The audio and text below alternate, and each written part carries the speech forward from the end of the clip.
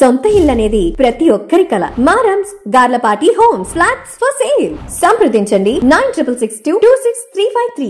Civil supply department ఉమ్మడి జిల్లాలో ఉన్న సివిల్ సప్లై డిపార్ట్మెంట్ అధికారులు ఎవరైతే ఉన్నారో, ఉద్యోగులు ఎవరైతే ఉన్నారో, గత ప్రభుత్వంలో ఈ అక్రమ రవాణాకు సహకరించిన అధికారులే ఇప్పుడు కూడా కొనసాగుతూ ఉన్నారు. మీరు ఎంతమంది మీద చర్యలు తీసుకున్నారు, ఎంతమంది మీద విచారణ కమిటీలు వేశారు, ఎంతమందిని ట్రాన్స్ఫర్ చేశారనేది కూడా మేము అడుగుతా ఉన్నాం. ఎందుకంటే మీరు వ్యవస్థను ప్రక్షాళన చేయకుండా ఈ అక్రమ రవాణాను అడ్డుకట్ట వేయడం అనేది సాధ్యమయ్యే పని కాదు. కాబట్టి ముందుగా ఉమ్మడి జిల్లాలో ఉన్న ఈ అక్రమ రవాణాకు సహకరిస్తున్న సివిల్ సప్లైస్ అధికారులందరి మీద కూడా చర్యలు తీసుకోవాలి.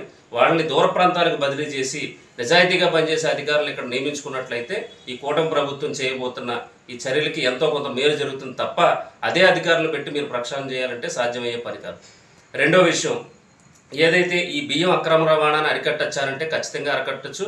ఎక్కడైతే రేషన్ డీలర్ల ద్వారా ఈ రేషన్ వెహికల్స్ ద్వారా మీరు సప్లై చేస్తూ ఉన్నారో ఇది పూర్తిగా ఈ కొంతమంది ఎవరైతే పబ్లిక్ దీన్ని తినడానికి ఇబ్బంది పడడం వల్ల ఆ బియ్యాన్ని అమ్ముకుని మళ్ళీ వేరే బియ్యాన్ని కొంచెం ఎక్కువ రేటున్న బియ్యాన్ని కొనుక్కొని ప్రైవేట్గా వాళ్ళు వాడుకోవడం జరుగుతుంది. దీనికి రెండు మార్గాలు ఉన్నాయి. ప్రభుత్వం కూడా ఆలోచించాల్సిన అవసరం ఉంది.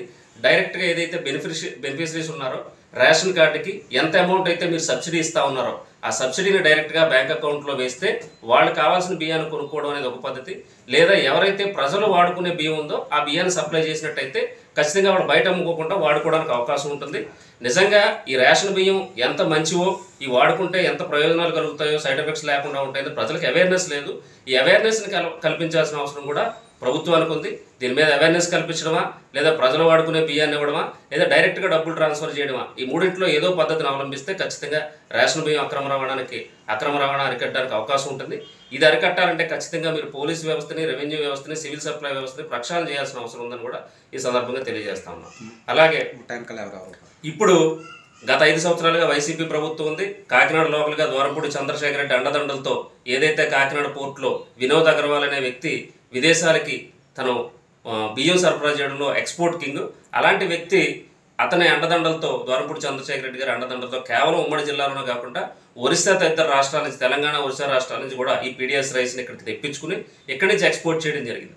అయితే ఏదైతే మీరు ఇప్పుడు చంద్రశేఖర్ రెడ్డి గత వైసీపీ ప్రభుత్వంలో అక్రమ రవాణా చేయించాడని చెప్పి మీ దగ్గర ఆధారాలు ఉన్నాయంటున్నారు, రకరకాల ఆరోపణలు కూడా ఉన్నాయి, దాన్ని మేము కూడా నమ్ముతా ఉన్నాం. అయితే దీన్ని ఇప్పుడు ఇంకా కొనసాగుతుందంటే దీనికి అధికారులు సహకరిస్తున్నారా, లేదా కూటమి ప్రభుత్వంలో కొంతమంది నాయకులు ద్వారంపూడి చంద్రశేఖర్ రెడ్డిని అడ్డు పెట్టుకుని షాడో బిజినెస్ చేస్తున్నారా అనేది కూడా పవన్ కళ్యాణ్ గారిని కానీ, ముఖ్యమంత్రి చంద్రబాబు నాయుడు గారిని కానీ షాడో బిజినెస్ చేస్తూ మోసం చేస్తున్నారనేది కూడా మీరు తెలుసుకోవాల్సిన అవసరం ఉంది. ఎందుకంటే ఇక్కడ ఓపెన్గా కాకినాడ కానీ ఉమ్మడి జిల్లాలో కానీ మాట్లాడుతున్న మాట ఉంటుంది. ఇప్పుడు ఉప ముఖ్యమంత్రిగా పవన్ కళ్యాణ్ గారు ఉన్నారు, సివిల్ సప్లై మినిస్టర్గా నాదెండ్ల మనోహర్ గారు ఉన్నారు, సివిల్ సప్లైస్ కార్పొరేషన్ చైర్మన్గా ఇక్కడ తోట సుధీర్ గారు ఉన్నారు. ఆ తోట సుధీర్ గారు అనే వ్యక్తి ఇక్కడ ద్వారంపూడి చంద్రశేఖర్ రెడ్డి గారితో కలిసి వ్యాపారాలు చేస్తున్నారు, బిజినెస్ చేస్తున్నారు అనే విషయం కాకినాడ మొత్తం తెలుసు, ఉమ్మడి జిల్లాలో అందరికీ తెలుసు. అయినా కానీ అలాంటి వ్యక్తికి సివిల్ సప్లై కార్పొరేషన్ చైర్మన్ ఎవరి సిఫార్సుతో ఇచ్చారు, మీకు తెలిసి ఇచ్చారా, తెలియక ఇచ్చారా అనేది కూడా మీరు పునరాలోచించుకోవాల్సిన అవసరం ఉంది. ద్వారంపూడి చంద్రశేఖర్ని అడ్డు పెట్టుకుని కాకినాడ జిల్లాలో పోర్టు బేస్గా అక్రమ బియ్యం వ్యాపారంతో పాటుగా అక్రమ ఆయిల్ వ్యాపారం కానీ ఇతర వ్యాపారాలు కానీ కొంతమంది చేస్తున్నట్టుగా ఇక్కడ తెలుస్తూ ఉంది.